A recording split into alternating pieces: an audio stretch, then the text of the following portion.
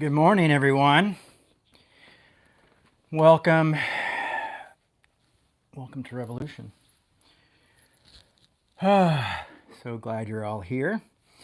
So last week I was over at the Emerald City MCC Church, and that was quite a blast. I enjoyed being able to be out and speaking again. I would love to do more speaking engagements. So if you have a church or a community or any kind of group that would like to have me come speak, yeah, contact me over on Instagram, and we can figure out a time for me to come speak to your community or to your folks or whatever, your church. I am available always to do speaking gigs.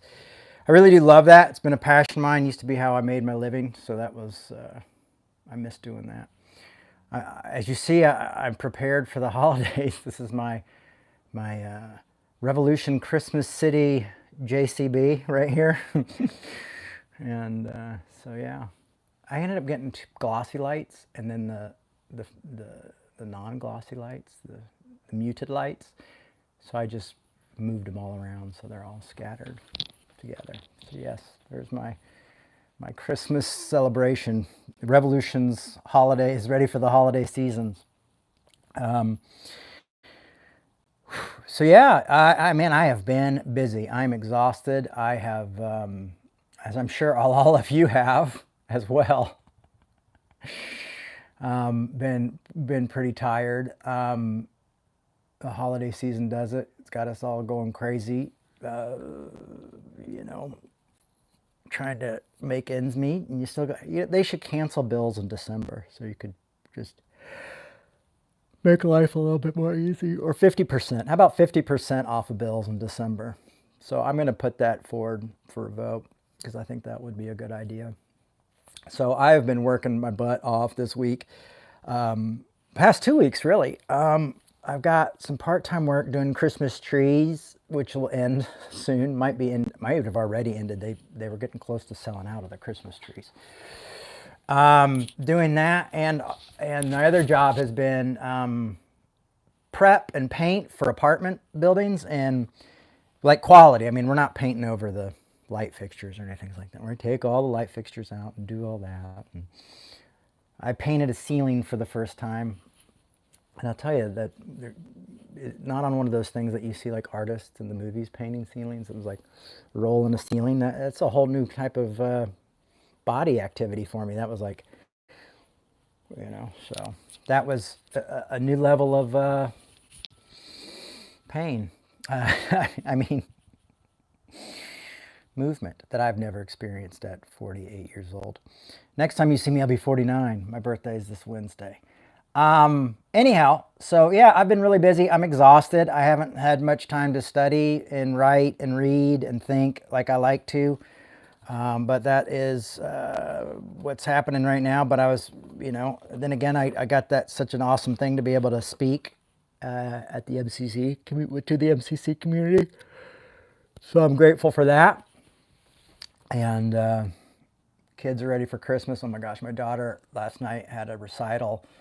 And this recital was at this big Lutheran church. And oh man, it was it was so cute. She really loves, my daughter is like, loves Christmas. She can sing every word to Last Christmas, even though she thought it was Prince and not George Michael. But I straightened that out this morning, so don't worry. She knows it's Wham, Air, George Michael. But yeah, so I think we're ready. I'm just a little tired. Are you guys tired? I am tired. I am so tired. I'm going to stop complaining. I'm not complaining. I'm just sharing the holiday vibes that are going on. But yeah, so I've got, you think, well, Jay, if you didn't have time to read and think or do, did you have anything? I do. I have a meme. You'll understand that joke in a minute. I have a meme. Thank goodness for those of you putting up your memes. And someone put up a Dr. King quote that I had not read in years.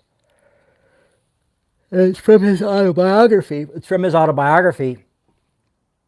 And so vital, so important. And we're going to look at that today and how that affects our everyday lives and what Reverend King had to say there. But if you didn't get a chance to listen to my speaking gig last week, we got to simultaneously showed it, so it was on their Facebook page and it was here live on our YouTube channel. Oh, don't forget to like and subscribe. My son always reminds me to say that. Don't forget to like and subscribe. And if we get to 1 million, it's 1 million or 100,000. 100,000 likes, I'll take my head off. That's what he tells me to say. But yeah, like and subscribe. That really helps us a lot. And put on the notifications and you'll know every time I turn this thing on. Sometimes I do little special videos through the week when I have extra time, little updates. I also do those on Instagram as well as Facebook as well, so you could check those out. But yeah, if you didn't get a chance to see the EMCC, I mean the EMCC, the Emerald City MCC Church thing, I highly recommend checking that out. It's here. You can see, we edited down just the talk for the podcast, but we left some of the music and stuff in for the Revolution channel here on our YouTube channel, so you can kind of see the whole beginning of the service and music and stuff. So if you think like, oh, sometimes I miss out on that, we had some there. The one thing that we didn't get taped because I cut off the camera beforehand was they did Just a Little Walk with Thee, and that's one of my favorite songs. Reverend Vince used to play that at shows, and I remember around the time when I lost my mom, that song just really, for some reason, it was just such a huge encouragement to me. So anyhow, I'm going to put this in because I have this idea that I don't want. Sometimes I listen back to my talks and I hear my chain going. And sometimes you guys tell me and then I see it later and I'm like, oh. All right, so don't forget to like and subscribe.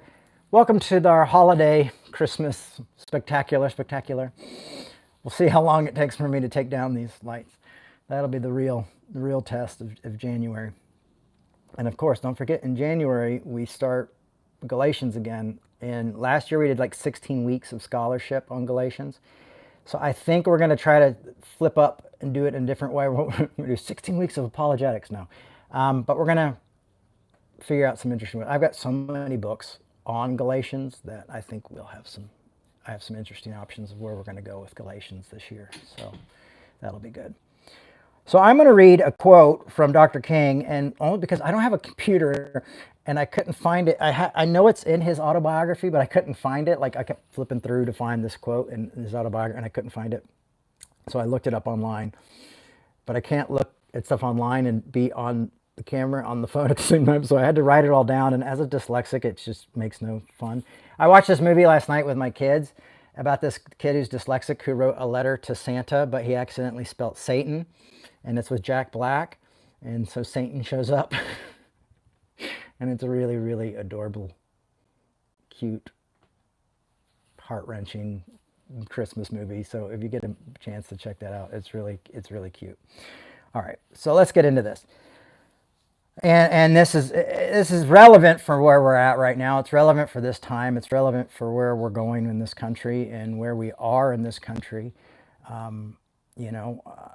I think we all need to, one of the things I always try to do as someone who's been mostly Democrat his whole life is try to be responsible for not always scapegoating conservatives, and reminding myself that a lot of bad things happen under Democrats and things like that, and trying not to be like, oh, it's all going to be this,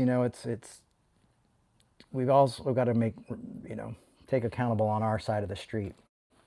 And, as this big change comes up, I think we're all nervous, but let's just talk about, there's a lot going on in the world. Let's talk about this and let's see if this applies to today as it did in the 1960s. So here's a quote from Dr. King that I wrote down, so you'll have to forgive me. I have to now read my own handwriting, which is always fun for a dyslexic.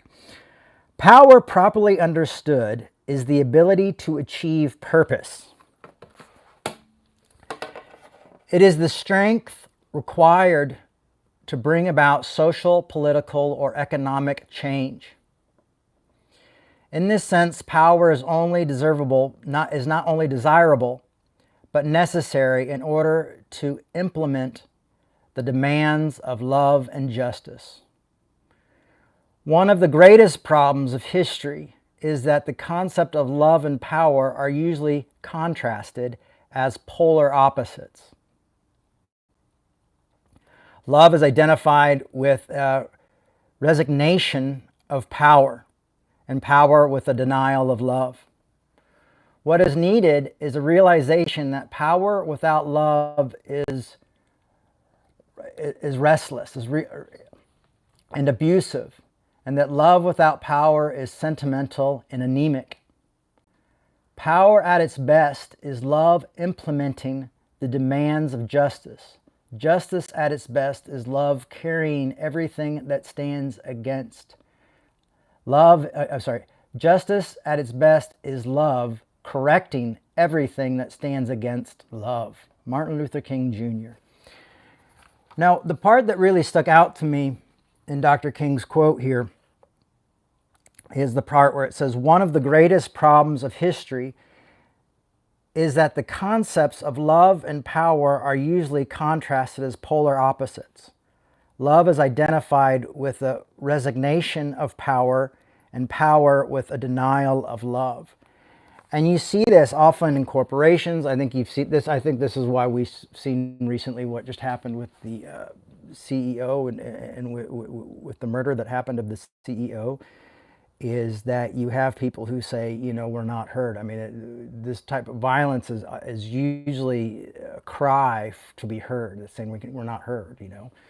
And if you think about it, neither side in political parties, Republicans or Democrats, seem to care about our health care and this system and how unjust it truly is, and don't seem to be listening, and so violence happens. My hope in prayers is that nonviolence is the tools that we'll be able to use, that we will demand people to listen. And maybe that's us becoming greater organized and working together and speaking up louder and showing up and making people uncomfortable and starting some good trouble. Trouble that's does not give in to violence, does not give in to hate. You know, if that's possible, because unfortunately the alternative to that is violence and is death and is loss. One of the greatest problems of history is that the concept of love and power are usually contrasted as polar opposites. And, you know, I found this to be true in so many situations that I've been in my own life where power is into this, or where your church starts to get a lot of power and it becomes about numbers and it becomes about, well, you know, now we have so many people and now we have such a responsibility to do all this that sometimes love starts to slip through, you know, this idea of having power. Let's look at the kind of, like, okay, right now I'm on an iPhone, okay? The cobalt that's in this iPhone that helps this iPhone run, or helps electric cars run, is mined by children, usually slave children, quite often, so we can have our products. So for us, it's usually ignorance is bliss. Or, well, I've heard, you know, well, it's not against the law there, or something like, you know, well, I mean, that's just a different culture and they live differently. You know, we have all these different concepts. But then you start to hear things like, well, then there's child slavery that plays into that as well. And we could say that, well, it's legal and all that stuff, but, you know, everything that Hitler did in Germany was legal. Just because something's legal doesn't make it right, doesn't justify the means. But what you see is companies going, well, we want to have power, we want to have finance, it's about the bottom line, and this can make us rich, we just have to ignore this part. You know, and just, well, we don't really have it, we're just purchasing it, we don't have any way of, you know, how it gets to us isn't really our problem. You know, and so we start to justify injustice and harm to others and basic human rights to other people in the world because it does stuff like gives us power. It gives us influence. It gives us the bottom line. You know, often you'll hear people make these great films or make this great art and no one wants to produce it, no one wants to put it out there. You know, and it's always like, well, it's about the bottom line. Will it make us money? If it's not making dollars, then it doesn't make sense. We need this. So greed, power, being successful in the eyes of the world often does that. So when we allow this concept of power and love being polar opposites, and we just go, well, that's just the way the world works, buddy. Wake up and smell the coffee. That's just how it goes. You know, and I see that every day, even with people that I've worked with or I've worked for. It's just, well, this is just a tough reality. This is just how the world works. You got to suck it up. But I will say one of the reasons revolution exists, and I kind of thought and hoped that maybe the whole church in general exists, is to continue to spread love and bring love into all these situations and allow us to see the importance and the responsibility that corporations have and people with great power have towards others. That would be something that I would hope that we would have, that we do speak truth to power. I remember one time I was speaking at a church, and I said something that they didn't necessarily like. Well, the church didn't mind, but the powers that be called in and said, listen, we finance your church and we don't like what this guy said. This needs to be taken care of right now. And if you don't take down this talk, we're going to take your finances. So the pastor had to call me and say, hey, man, I'm really sorry. We have to remove your talk. Or they're going to, and I'm like, no, that's totally fine. That's I get it. Even worst case scenarios, I've had people fired for having me speak at their churches before. That was back when I did more speaking engagements. But, this idea that power is not willing to recognize the nuance and not recognizing the needs for humanity, that we are different people, that we have different needs, that there's things, just even the basic human rights of like being able to pay people, and I'll say things like, well, how can like a company like Walmart or things like this be $1 billion company, pay all this money to their CEOs, yet, most of their people have to have food stamps and beyond, have to have like some sort of assisted living in their world. And people, well, it's complicated. You don't understand how money, I'm going like, all right, well, if you understand it enough to be complicated, then what can we do that's complicated to make it possible for people to make livable wages and not allow corporations to exist that don't take care of their employees' very basic needs? Now, this is not, and I think as we see this with what just happened with the CEO in the insurance industry, that this is not just a right or left thing. This is a human thing. These are humans are suffering. And one of the things I think that power fears and that politicians fear on both sides is bringing people together. If we love each other, if we love our conservative brothers and sisters, and if our conservative brothers and sisters love their liberal brothers and sisters, and we begin to work together for justice with power that has love in it, that takes care of each other, and we're able to embrace a diversity and agree to disagree within those diversities and say, all right, we'll embrace it because this is what diversity is about, is different ideas, different thoughts, different cultures, different things like this. But that love must be in power and that love must influence power, then we make a great change. But they fear us working together. They fear, and a lot of people, oh, that's just a utopian dream. Well, that's what revolution's here to do, is say, I have a utopian dream where right conservatives and Democrats, they come together. Not only do they come together and watch revolution, and not only do we argue well and disagree well, but we speak truth to power, and that we recognize one another's human needs, and that we make sure that, hey, we might not want to sit at the same table, but I don't, this was a Tupac thing. He's like, you might not want to talk to you and sit at the same table, but I don't want to see you starve at your table. So we don't want to see each other starve. We don't want to write each other out. We don't want to buy products that are putting children into slavery. That we won't stand for things like that. And that's not, if that's a liberal idea, then that's scary. If you say, well, that's how woke of you. If that's woke, no, that's love. A lot of the woke stuff freaks me out. I don't like cancel culture. I don't like it. That's, to me, is not grace, and that's not love. So, okay, so what I'm trying to say is we've got to get beyond those ideas and those thoughts and say, are we able to care about the basic needs of humanity in order to go forward? And are we willing to say that we will embrace the identities of each other that are different and unique and maybe not our thing? Are we able to say, listen, we will unite in diversity because there's something greater. There's a human need. People are hungry. People are dying. People are afraid. People are killing each other. The world seems to be upside down. We're at war. Can we just say that human life is not a political thing for a party? Not one party has a corner on human life. Now, of course, you'll think that your party does. That's what everybody thinks. And we'll scapegoat the other party and say, well, they don't really care. You know, but I find out from my studies and my own looking at my side of the road and the other side of the road that I find that neither one, you know, pressed really hard. If it comes down to power and influence, or, you know, poor people getting fed, it's going to come down to keeping their power and their influence. You know, how many people, I mean, do you remember when Hillary Clinton's whole thing was like Medicare for all? I mean, some people like act like that never happened. Like, Medicare for all, Medicare for all. And all of a sudden she ran for president. She's like, no, I think this thing, you know, I think we should have different choices and options. And that all came down to money.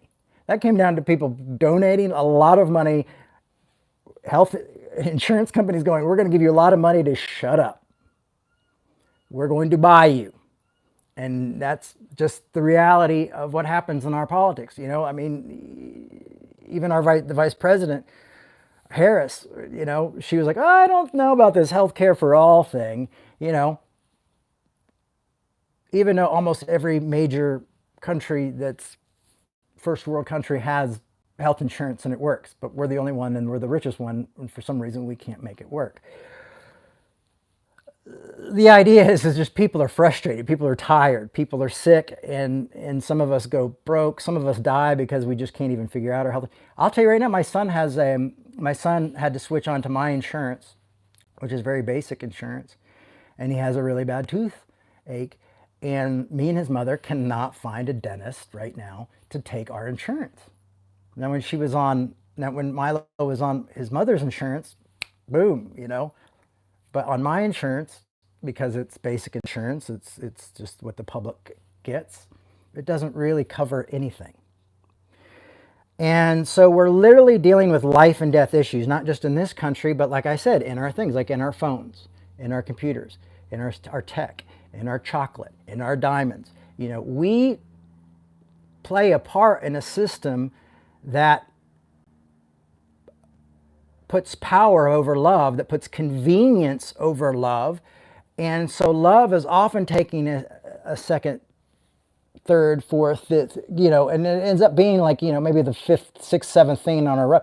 Well, you know, we're really good at loving ourselves and loving, oh, I got my kid a new phone, you know, oh, that's great because someone his age helped make that phone. In horrific ways. I mean, I'm on one of these phones. I am part of the problem. We are part of the problem.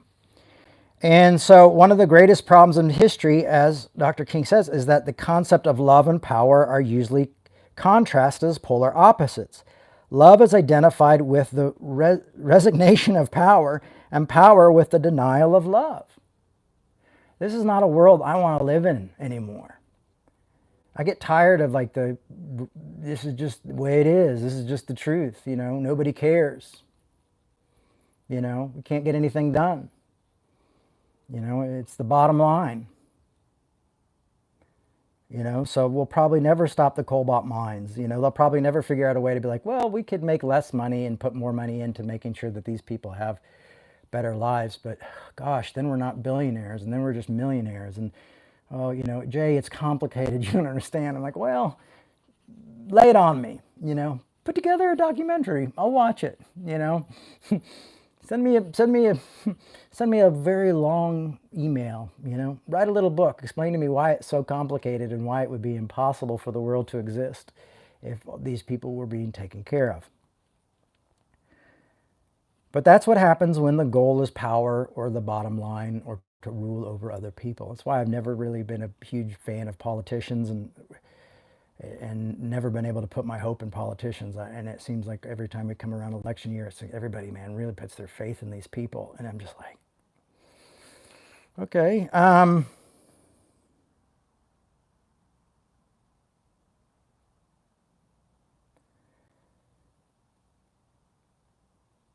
So will we ever have a just reality that we live in? Or will we continue to say it's complicated? We have so many excuses, so many convoluted excuses, and so little solutions. And what must we do to start thinking of people who have solutions to those ideas?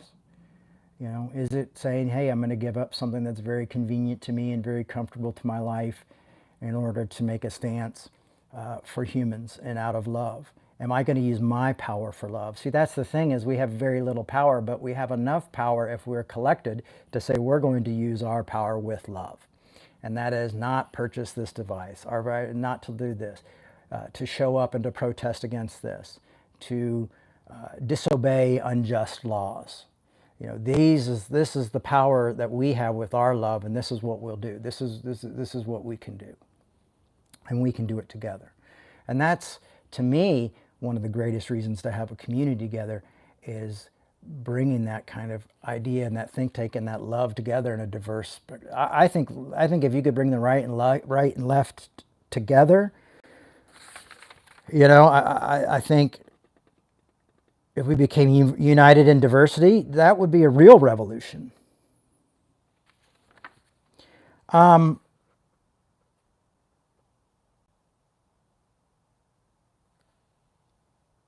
Health insurance, etc., blah, blah. And we're seeing that with health insurance now. And we may continue to see this. And I hope that some way we will have more leaders that come in who are civil rights minded, nonviolence minded, and figure out more constructive ways so less violence has to happen. And I hope the powers that be will listen to those folks and those nonviolent leaders, because if they don't, our voices are drowned out. And something, I'm worried that violence will take over. Chaos will win. Who cares, right? But listen, I want to talk to you about Paul Tillich for a second. We do a Paul Tillich talk. We do a couple of his talks every year. I really love Paul Tillich. One of the greatest thinkers of the 20th century. He has 3 volumes of his systematic theology. I've only read 1 volume, and it's really tough, and that's why I haven't read the other 2. The Courage to Be was a very popular book of his. He got kicked out of Germany by Hitler and all these people. Even that book was very complicated to read. There's a story about it in Time, and I read the story in Time, and the story in Time, which was like 1963 or something, even that story was complicated. I mean, this is high-type philosophy and theology together. And this is a very brilliant thinker. But when it boils down to his basics, and I love his sermons and his talks because there's some beauty in there, and you can see really what drives his thinking and why he believes that complex thinking is important. But when it ultimately boils down, he says, God without love is no God at all.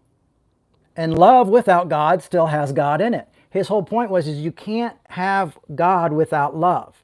You can't have ultimate concern and ultimate power without love. It just does not. I mean, you can have ultimate concern, but you can't have ultimate power without love. It has to have love in it. God is love. And he argues this quite beautifully. And then there's other books where you can read some of his philosophy books where he argues that in very in-depth ways. But what I'm trying to say is here you have this great intellectual, great thinker, but he still will boil it down to saying love is still the point here. That great power, great being, the greatest being, what we say ultimate power, has to have love in it or it's no power at all.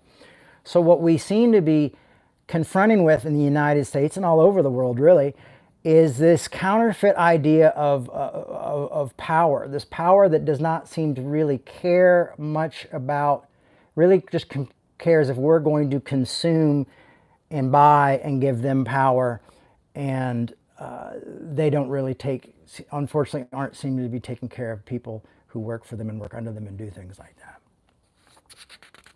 Now it is possible, I know it's possible, because I think about this company I have on my hat, ShipJohn. Now I like this company, but I can't get very much from it. All the stuff is made in America, all that kind of stuff. It's really cool. The reason I can't get that much stuff from it is they have a jacket, this really cool jacket. It's like, I think it's called the Willis jacket. I could never afford one. Maybe one day, but there's also a 3-year waiting period for this jacket because he takes care of his employees. All the stuff is handmade, hand stitched, high quality, and he makes it, and he makes this great stuff. He does this, got this company, and he's got a store in not far from, I think, it's not in, I think it's in Portland. And but the point is like it is possible. It's just he's not Walmart to do those type of things. There are companies that do try to do these things, but they don't become big, powerful companies that can influence elections. Uh, but they don't become billion-dollar industries because that model has been made not to work. And so it's become, kill or be killed, greed is good, that type of thing. And we see it. We see it with all of our politicians. Our politicians are bought off. Like they come with our ideas and these things. I mean, I really like Bernie Sanders, and that's one of the guys I really like just because I feel like he's at least continues to speak the truth as much as he can. But so many politicians, they just come in so fresh, new in these ideas, and then you just see them slowly kind of move away from those things because the gun lobby, the health insurance lobby, the medicine, the big pharma lobby comes in and says, well, it's not, you can speak about it bad somewhat, but not too much. Don't make any laws and we'll pay you really well. We don't want to completely ruin your look, but let's just move away from that and let's not vote on any bills. And you'll have all the insurance and medication you need ever. Why do we take so many freaking pills in this country and so much medication? So the Medicare doesn't have to give us, we don't have to see the doctors. They just put little Band-Aids on. They just treat these little, they don't treat the main disease. They just treat these little problems that come up from that. Anyway. So when the bottom line or power excludes any human need and basic rights, it has become perverse. And hopefully we can see that. And I know that Christmas time isn't necessarily the time you want to think about that because you're going and buying all this crap and doing all this stuff and you're going, it's tough. But denying the basic rights of humanity is wrong. And you might say, well, it's legal, Jay. It's legal to do that. They don't have to pay them a livable wage. I mean, look, we don't even raise the minimum wage in our country. Like in different states have different laws on minimum wage. It's legal. And like I said again, everything Hitler did was legal in Germany.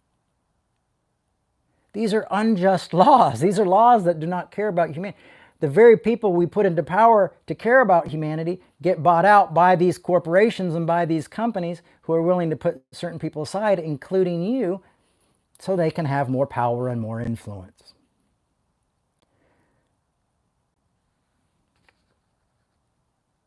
So we must learn to reject unjust laws. This is so much easier said than done. I know it sounds like a dream and a vision, but we must come to an impasse where love and power are together. If God is love, if love never gives up, never loses faith, is always hopeful, endures through every circumstance, if that is really love, if 1 John is right, that God is love, then power without love is power with no God at all. And so it's just a false God that comes and, eventually you might be the one that gets stepped on. You might be one that purchases from them. But even when you do stuff like that, you start to realize you start to lose your power even then because then they got you.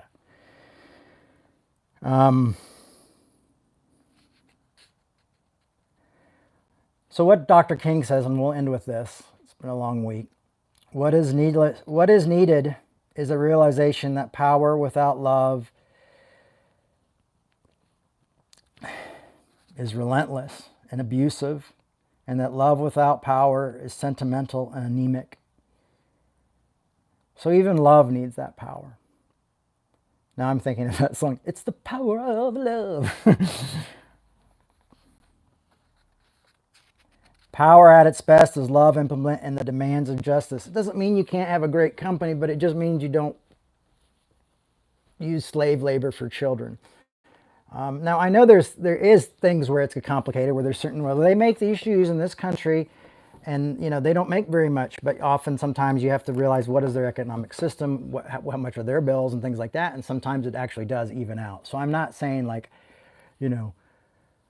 I deny that it's a complicated issue. I know there's complications there, but I also know slave things. And when you have your workers jumping out of buildings and killing themselves, and when you're using slave labor and children who should be playing to go in and mine this stuff because their hands are small enough and they're little enough, and you're robbing them of a life lived, so you can have a life well lived and carry a little computer in your pocket.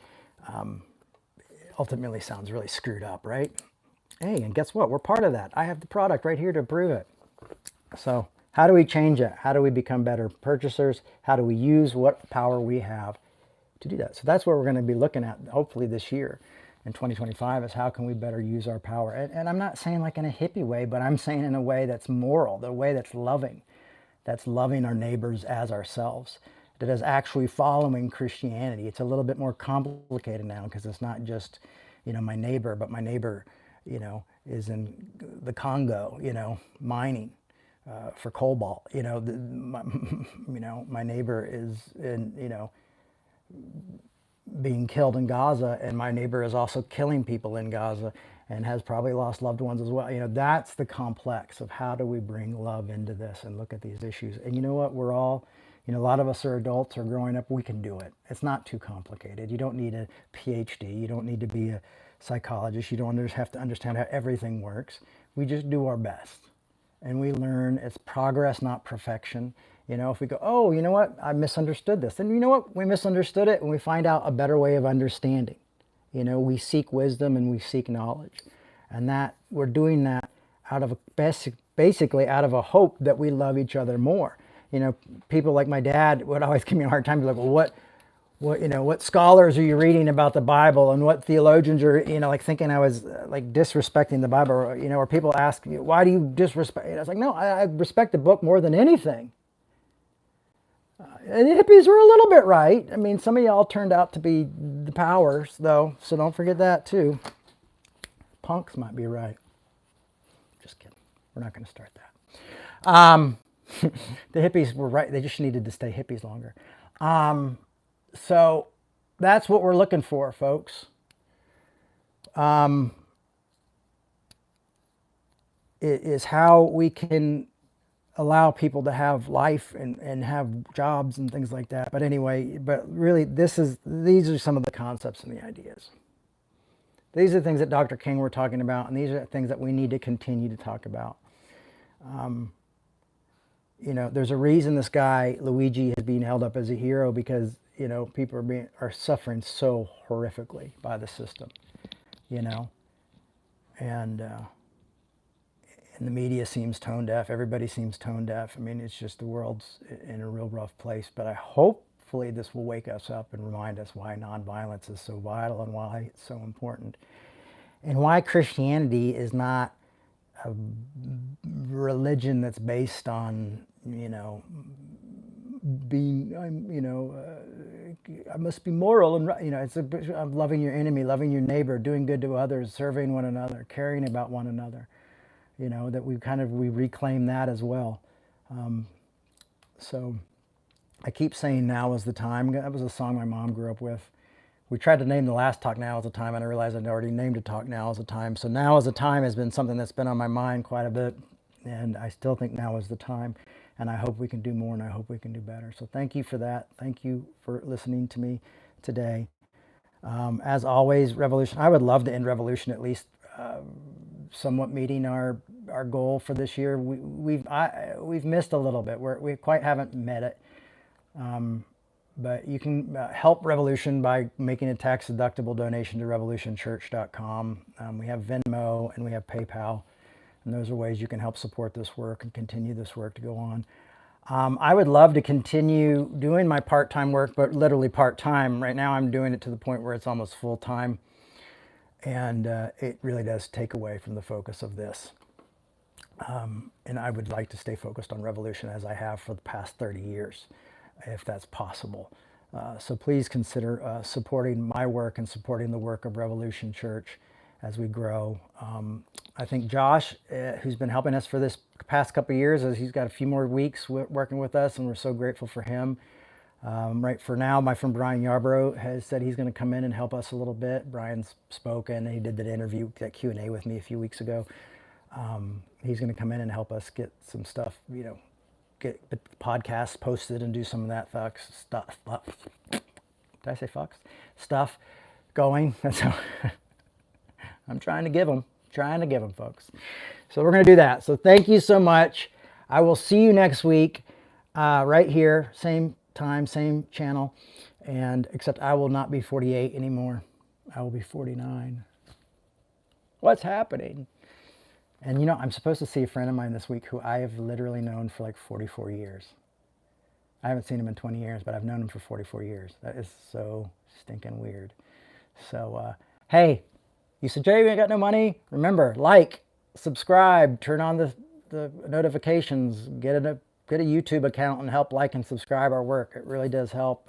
Retweet, share it on Instagram, put it in your stories and your messages. Share it on Facebook. If you're on Twitter still, share it there. If you're on Threads, share it there. We can use the shares, let people know what we're doing. And if you would like to have me come speak, reach out to me on Instagram and or on Facebook, and we'll try to make that work. Thank you so much. Blessings, everybody, and I will see you all again. Bye-bye.